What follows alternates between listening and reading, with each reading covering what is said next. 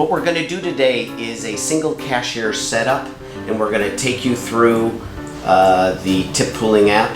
So first I am going to find my tip pooling app, which I've already installed. Before starting this video, I am going to, once in the app, use my same credentials. The first thing that'll happen for me is I will be presented with these agreements. Number one, I agree to the end user license agreement. If I wanted to see that, it's there for me to review. Same thing with the privacy policy.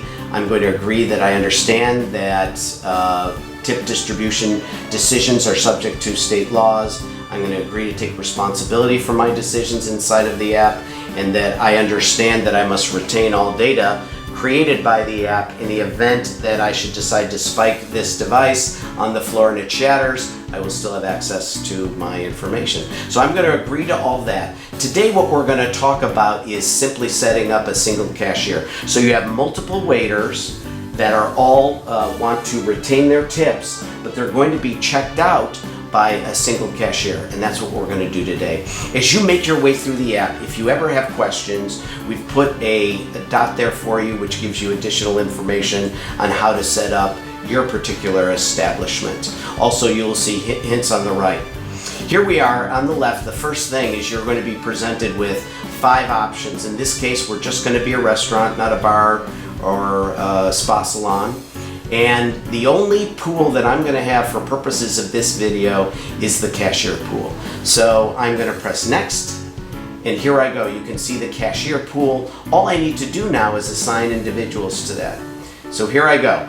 Here's my cashier, and just for purposes of amusement, I am going to add one additional individual. Those are my 2 cashiers. If I decide that I had made a mistake, which I clearly have here, I am simply going to leave that single cashier.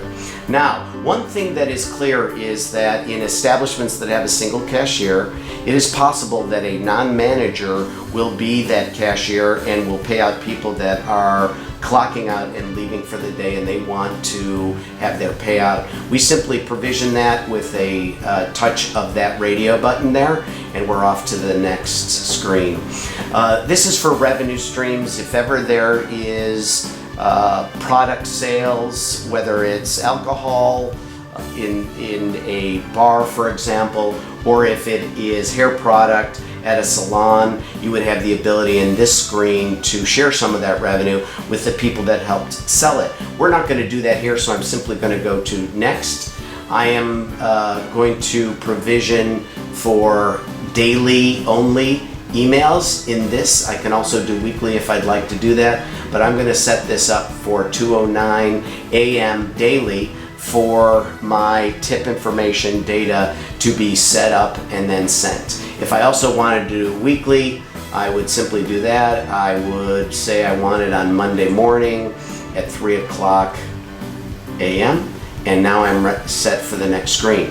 If I wanted my employees to also see the CSV file that the accountant's going to get or the admin owner is going to get, I simply push yes here, and now those employees are provisioned to also receive the exact same data that's being sent to payroll. This gives you the opportunity, let me just bring the screen down, to deduct credit card fees on just the tip portion. Of course, in this instance, we may choose not to do that. Okay, in this screen, I'm simply going to put 0% to the cashier pool. We save that, and we are now all set up. If I wanted to have any overrides to any rules, I would do that with this particular button here. We're not going to do that, but voila, we are all set up. We have successfully completed a single cashier setup.